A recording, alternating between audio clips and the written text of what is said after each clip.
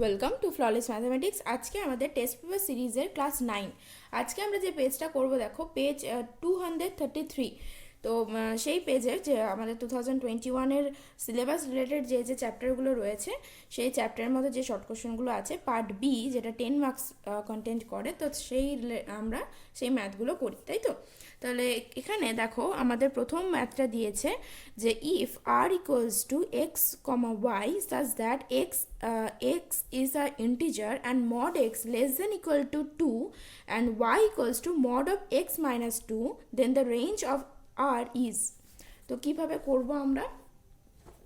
এইরকম অঙ্ক আমরা প্রচুর করেছি, আমাদের এর আগে 8টা ক্লাস হয়েছে, তো এর মধ্যে মনে হয় 3 থেকে 4টা ক্লাসে এই অঙ্কটা আমরা পেয়েছি। সেটা 3 দিয়েছিল, এখানে দেখো সেটা 2 দিয়ে দিয়েছে যদিও।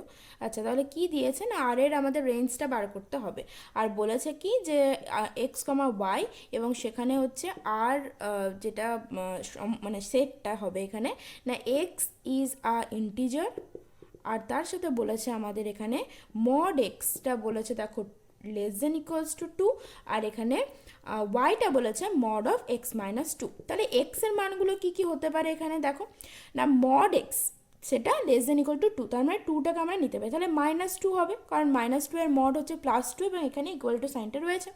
তারপর মাইনাস 1 হতে পারে, 0 হতে পারে, 1 হতে পারে, আর 2 হতে পারে, তাই তো। প্রত্যেকটা মান যদি আমরা এখানে বসাই তাহলে দেখতে পাবে তোমরা প্রত্যেকটাই কিন্তু 2 এর সমান অথবা 2 এর থেকে কম। তাহলে ওয়াইয়ের মানগুলো কি কি হবে না, ওয়াইয়ের মানগুলো মড এক্স মাইনাস 2, তার মানে মাইনাস 2 মানে মাইনাস 4, তার মড মানে 4। তারপর minus 1 minus 2 that means minus 3 mod মানে 3, 0 মাইনাস 2 মানে মাইনাস 2, তার মড মানে 2, 1 মাইনাস 2 মানে মাইনাস 1, তাহলে 1, আর 2 মাইনাস 2 0। এরপর আমাদের জানতে চেয়েছিল রেঞ্জ। রেঞ্জ মানে কোনটা না, আমরা যদি এগুলোকে সেটের তৈরি করি তাহলে দ্বিতীয় যে পদগুলো মানে ওয়াইয়ের যে টার্মগুলো, সেই ওয়াইয়ের যে টার্মগুলো আমরা পাচ্ছি সেগুলোকে নিয়ে যদি আমরা একটা সেট তৈরি করি সেটাই হচ্ছে আমাদের রেঞ্জ অফ দ্য রিলেশন। তাহলে এখানে 4 3 2 1 0 এটাই হচ্ছে রেঞ্জ অফ দ্য আর। ঠিক আছে, তাহলে এখানে দেখো সি অপশনের সাথে মিলেছে, তোমাদের আমি একবার দেখাই। সি অপশনের সাথে এখানে মিলেছে, তাহলে সিটা হচ্ছে আনসার, রাইট। তারপরটা দেখো কি দিয়েছে, আচ্ছা তারপরটা ট্রিগোনোমেট্রিক ইনভার্স সার্কুলার ফাংশনের ম্যাথ আমাদের নেই 2021-এ। আচ্ছা এটাও তাই, ডিটারমিনেন্টটা আমাদের বাদ গেছে। তারপরের অঙ্কটা দেখো কি দিয়েছে না, if the vectors i hat and 3 j hat and minus 2 i hat minus lambda j hat are collinear, then the value of lambda is equal to. তো আমরা কন্ডিশনটা কি জানি না, কন্ডিশন আমরা জানি যে দুটো ভেক্টর, টুয়েরটা তো দুটো ভেক্টর, এখানে দেখো ভেক্টর দুটো দিয়েছে I hat and 3 j had, আরেকটা দিয়েছে এখানে না মাইনাস 2 আই হ্যাড, আর তার সাথে মাইনাস ল্যামডা জে হ্যাড। তো আমরা ইন জেনারেল যে কন্ডিশনটা জানি যে এ আর বি ভেক্টর যদি কোলিনিয়ার হয় বা বাংলায় সমরেখ হয় অথবা প্যারালাল মানে সমান্তরাল হয়, তাহলে তার কন্ডিশন হয়ে থাকে a vector equals to lambda into b, মানে some scalar into b vector. তাহলে এখানে আমরা স্কেলারটা এম ধরে নিচ্ছি, তাহলে এটা হচ্ছে তার কন্ডিশন। তাহলে এখান থেকে আমরা যদি তোমার সহগগুলো মানে আই হ্যাটের সহগগুলোকে এবং জে হ্যাটের সহগগুলোকে ইকুয়াল করি, কি পাচ্ছি দেখো, এদিকে কত হচ্ছে 1, তাহলে 1 ইকুয়ালস টু মাইনাস 2m, এটা একটা পেলাম। আরেকটা কি পাচ্ছি minus 3 equals to minus m into lambda, right. তাহলে এমটা এখান থেকে বেরিয়ে যাবে, এম এর ভ্যালুটা, তাহলে এম এর ভ্যালু হচ্ছে মাইনাস হাফ, সেটা এখানে পুট করো, দেখো আমরা কিন্তু ল্যামডার ভ্যালুটা পেয়ে যাচ্ছি। তাহলে minus 3 equals to minus m, মানে এখানে মাইনাস মাইনাসে প্লাস, তাহলে ল্যামডা বাই 2, তাহলে ল্যামডা ইকুয়ালস টু আমরা পাচ্ছি দেখো মাইনাস 6। ওকে, তাহলে ল্যামডার ভ্যালু আমরা কত পেলাম মাইনাস 6, এটাই হচ্ছে আনসার। এরপর এটা হচ্ছে তোমার নাম্বারটা হচ্ছে 4, ঠিক আছে 4। এরপর 5-এর ম্যাথটা আমরা দেখব। 5-এর ম্যাথটা কি দিয়েছে এখানে দেখো তোমরা, find the angles between the lines, find the angle between the lines. এখানে দিয়েছে 2x equals to 3y equals to minus Z and 6x minus equals to minus Y equals to minus 4 Z আর। তো আমাদের এখানে দুটো line দিয়েছে, এবং লাইনের ইকুয়েশনগুলো কী কী দিয়েছে দেখো, আমি আরেকবার লিখি। 2x equals to 3y equals to minus z একটা দিয়েছে, আরেকটা দিয়েছে 6x equals to minus Y equals to minus 4z। এরপরে বলেছে এই দুটো লাইনের মধ্যে অ্যাঙ্গেল বের করতে। তো আমরা যদি অ্যাঙ্গেলটাকে থিটা ধরে নিই তাহলে তার ফর্মুলাটা আমরা জানি। cos theta equals two, formula আমরা কি জানি না, a1 a2 plus b1 b2 plus c1 c2 whole divided by root under a1 square plus b1 square plus c1 square into root under a2 square plus b2 square plus c2 square, right? এটা আমরা জানি। যেখানে a1 b1 c1 হচ্ছে first straight লাইনের তোমার দিক অনুপাত বা ডাইরেকশন রেশিও, এবং b2 a2 এবং c2 হচ্ছে সেকেন্ড লাইনের ডাইরেকশন রেশিও, রাইট? তাহলে কী কী রয়েছে, a1টা দেখো 2, b1টা দেখো 3, c1টা দেখো -1, আর এদিকে a2টা হচ্ছে 6, b2টা হচ্ছে -1 আর c2টা হচ্ছে -4।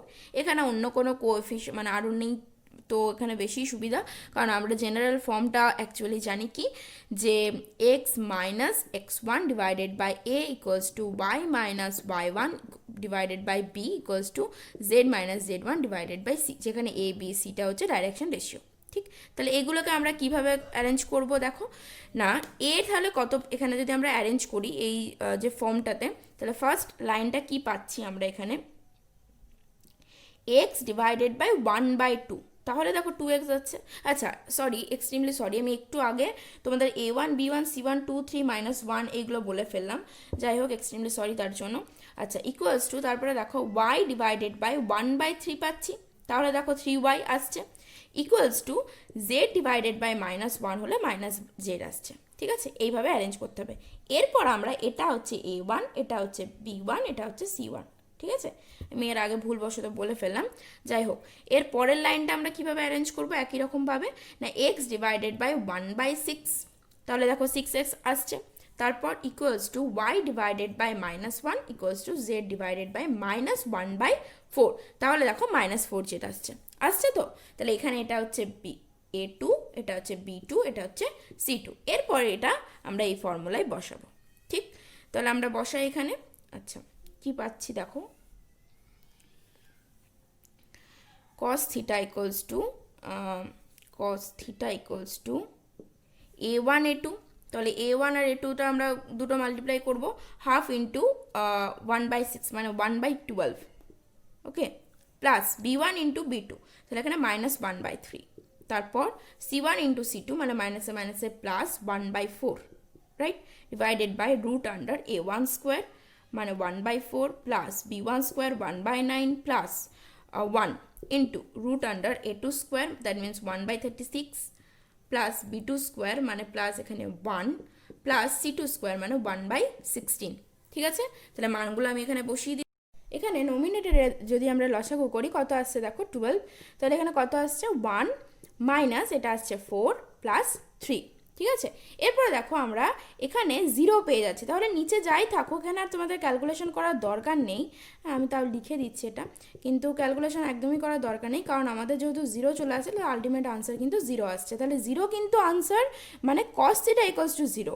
ঠিক, 0 ডিগ্রি কিন্তু আনসার নয়, তাহলে cos থিটা ইকুয়ালস টু 0, তাহলে কত ডিগ্রির মান 0 হয়, cos 90 ডিগ্রির মান, তাই তো, তাহলে থিটা ইকুয়ালস টু 90 ডিগ্রি, তাহলে the angle between the two lines is 90 degree. Okay, এটা হচ্ছে তোমাদের অপশানে আছে, ডি অপশান আছে, ডি অপশান আছে, একবার তোমরাও দেখে নাও, তারপরের অঙ্কটা আমি এবারে করাবো। আচ্ছা, তারপরেটা কি দিয়েছে দেখো এখানে 6টা, P of A equals to 1/4, P of B equals to 2/5, then P এখানে দিয়েছে তোমাদের P complement of A intersection complement of B is equal to, right? তাহলে কিভাবে হবে এখানে দেখো,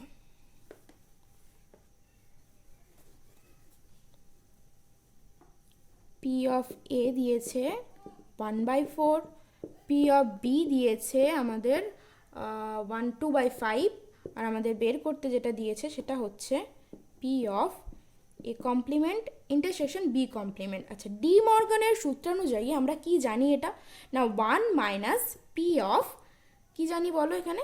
আচ্ছা, তার আগে আরেকটা লাইন করি। এখানে ডি মর্গানের সূত্র অনুযায়ী আমরা জানি যে P of A complement intersection B complement মানে P of A union B complement আমরা লিখি। ঠিক আছে, এটা কি থেকে পেয়েছি আমরা? না ডি মর্গানের সূত্রানুসারে। লেখার দরকার নেই, এগুলো কিন্তু শর্ট কোশ্চেন। ঠিক আছে, তবুও আমি তোমাদের যেহেতু বোঝাচ্ছি আমি লিখেই দিলাম। তাহলে ডি মর্গানের সূত্র অনুসারে আমরা এটা পাই। এবারে কমপ্লিমেন্ট, এটা মানে এটা কি না 1 minus P of A union B.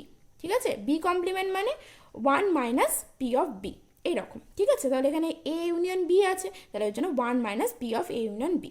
এরপর আমরা কি করব না 1 মাইনাস, এটার ফর্মুলাটা কি আছে, কি হয় না P of A plus P of B minus P of A intersection B. এখানে বলে দেওয়া নেই, বলে দেওয়া উচিত ছিল, কিন্তু আমরা ধরে নেব যে এ আর বি দুটো ইনডিপেন্ডেন্ট ইভেন্ট। তাহলে ইনডিপেন্ডেন্ট ইভেন্ট বা স্বাধীন ঘটনা হলে আমরা দেখবে আরেকটা জিনিস লিখতে পারি, সেটা হচ্ছে এখানে ইন্টারসেকশনটাকে আমরা গুণের আকারে লিখতে পারি, মানে পি এ ইন্টারসেকশন বিটাকে P of A into P of B লিখতে পারি, তাই তো? এখানে বলে দেওয়া উচিত ছিল কিন্তু বলে দেয়নি, তো আমরা এটা ধরে নিতে পারি।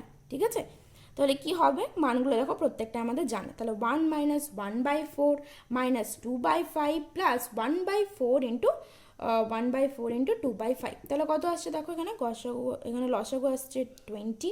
ঠিক আছে, তাহলে 20 মাইনাস 5 মাইনাস 8 প্লাস 2। ঠিক আছে, দ্যাট মিনস 9/20 মানে 0.45। এখানে অপশন এ অপশনের সাথে মিলেছে। ঠিক আছে, তাহলে অপশন এটা আনসার, তোমরাও দেখতে পাচ্ছ অপশন এ।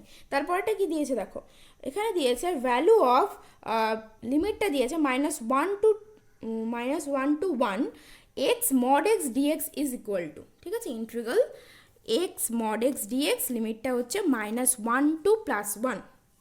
ঠিক, খুব ভালো করে দেখবে তোমাদের মডের এই ইন্টিগ্রেশনটা একটু, যেহেতু লিমিটটা এক্সপ্যান্ড হয়, তো সেই জায়গা থেকে একটু ভালো করে খেয়াল রাখবে এই জিনিসটা। তাহলে কি দিয়েছে -1 থেকে +1 এক্স মড এক্স ডিএক্স। এটা কিভাবে আমরা করি না এক্স মড এক্সটা কখন হবে, এক্স ইন্টু এক্স মানে এক্স স্কোয়ার কখন হবে, যখন এক্সটা গ্রেটার দেন ইকুয়ালস টু 0, আর মাইনাস এক্স স্কোয়ার কখন হবে, যখন এক্সটা লেস দেন 0। ঠিক আছে, তাহলে লিমিটটা কিভাবে ভাঙবে না -1 থেকে, এটা আমি প্রচুরবার করেছি দেখো। তাহলে এখানে extra less than equals to 0 হলে মাইনাস এক্স স্কোয়ার হয়, তাহলে -1 থেকে 0 অবধি কোনটা হবে, মাইনাস এক্স স্কোয়ার ডিএক্স হবে, প্লাস তারপর 0 থেকে 1 অবধি, কারণ 0র বেশি আছে, 1টা 0র বেশি, তাই তো? তাহলে এখানে এক্স স্কোয়ার ডিএক্স। ঠিক আছে, এরপর সিম্পল ইন্টিগ্রেশনের ফর্মুলা তো আমরা জানি কি হয়ে থাকে, -x³/3 হবে এক্ষেত্রে, কারণ মাইনাস এক্স স্কোয়ার আছে। ঠিক আছে, তাহলে -x³/3 লিমিটটা হচ্ছে এখানে -1 to 0 প্লাস এখানে হচ্ছে x³/3 লিমিটটা হচ্ছে 0 to 1। এরপর বসালে কত আসছে দেখো, এখানে না -0 ফার্স্টে বসবে কারণ আপার লিমিট দেন লোয়ার লিমিট, তাহলে -1/3 আসছে, তারপর এটাতে +1/3 মানে 0 আসছে আলটিমেট আনসার। 0 মানে অপশন সি এর সাথে মিলেছে। ঠিক আছে, এরপর এটা দেখো কি দিয়েছে, ইফ f(2), খুব ভালো করে শুনবে অঙ্কটা, if f(2) equals to 4 and f'(2) equals to 4 then the value of limit x tends to 2, এটা 2 হবে, z হবে না, x tends to 2 x f(2) minus 2 into f of x divided by x minus 2 is। ঠিক আছে, কিভাবে হবে দেখো অঙ্কটা, এই অঙ্কটা কিন্তু তোমাদের আগে কখনো করোনি, টেস্ট পেপারেই আছে, তো ভালো করে মন দিয়ে দেখবে অঙ্কটা কি হবে 8-এর। ঠিক আছে, তাহলে limit x tends to 2 x into f(2) minus 2 into f of x divided by x minus 2। কীভাবে করছি স্টেপগুলো একটু ভালো করে ফলো করবে। লেট আমরা প্রথমে ধরে নেব x minus 2 equals to Z. তাহলে x মাইনাস 2 যদি z হয়ে যায়, তাহলে x tends to 2 then z tends to কী হবে বলো তোমরা, না 2 মাইনাস 2, তাহলে 0 হয়ে যাবে। এরপর কি করি আমরা না সাবস্টিটিউট করব লিমিটটাকে, তাই তো? তাহলে লিমিট এখানে কি হবে, z টেন্স টু 0, x এর জায়গায় কি হবে z plus 2 into F of 2 minus 2 into F of x এর জায়গায় z plus 2 divided by x minus 2টাকে আমরা z ধরেছি, তাহলে z।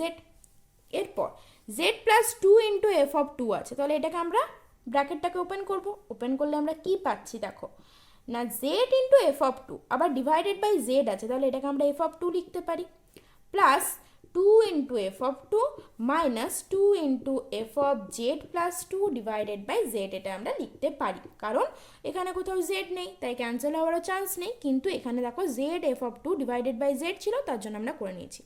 এরপর আমাদের given that f of two equals to 4, right, তাহলে এখানে আমরা 4 লিখতে পারি, আমি এই সাইডে করব।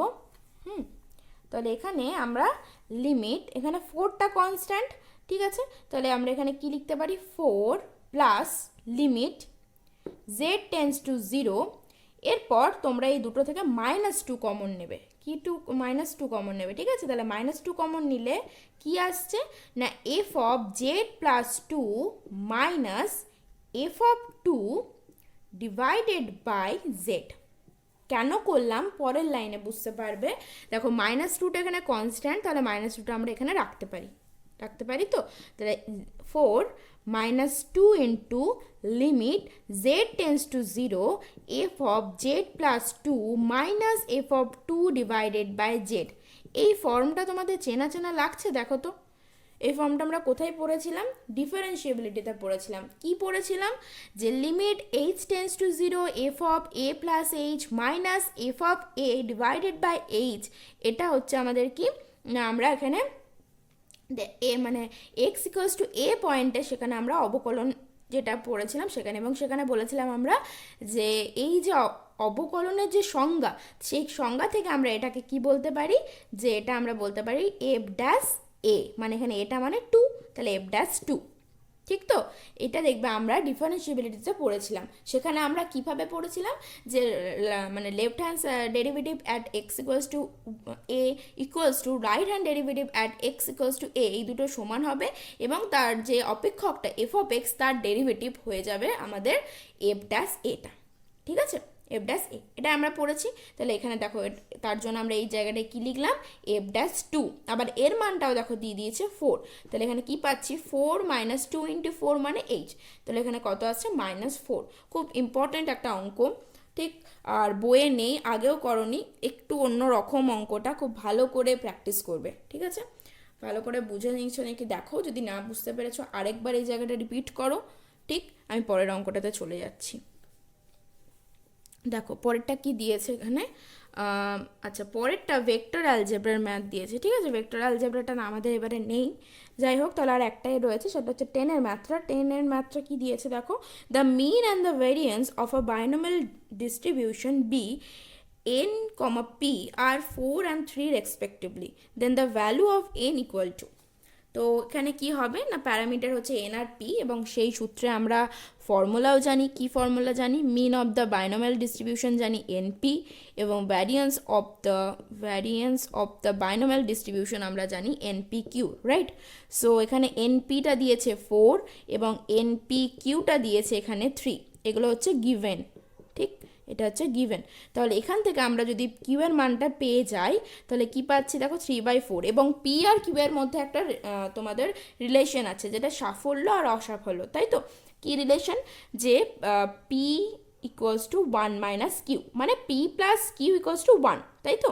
তাহলে এখানে আমরা পি এর মানটাও পাচ্ছি, কত পাচ্ছি 1/4 পাচ্ছি, সেটা এখানে বসিয়ে দাও, তাহলে এন এর মানটা পেয়ে যাবে। তাহলে এখানে যদি আমরা 1 নাম্বার দিই, তাহলে 1 থেকে আমরা কি লিখতে পারি, n equals to 4/p, তাহলে 4/1/4, দ্যাট মিনস 4 ইন্টু 4, তাহলে n equals to 16, এখানে সি অপশন, ঠিক আছে, ওকে। অপশানটা তোমরা একবার দেখে নাও, দেখো সি অপশনের সাথে মিলেছে আমাদের। তাহলে আজকের মতো এটুকুই, আশা করছি বুঝতে পেরেছো। আমরা রিভিশন সেশনও কন্টিনিউ করব, আর তার সাথে টেস্ট পেপার সিরিজ তো কন্টিনিউ করছি, ওকে। আজকের মতো এটুকুই, ভালো লাগলে লাইক সাবস্ক্রাইব করো, আর কমেন্ট করে জানিও কেমন লাগলো, ওকে, টাটা।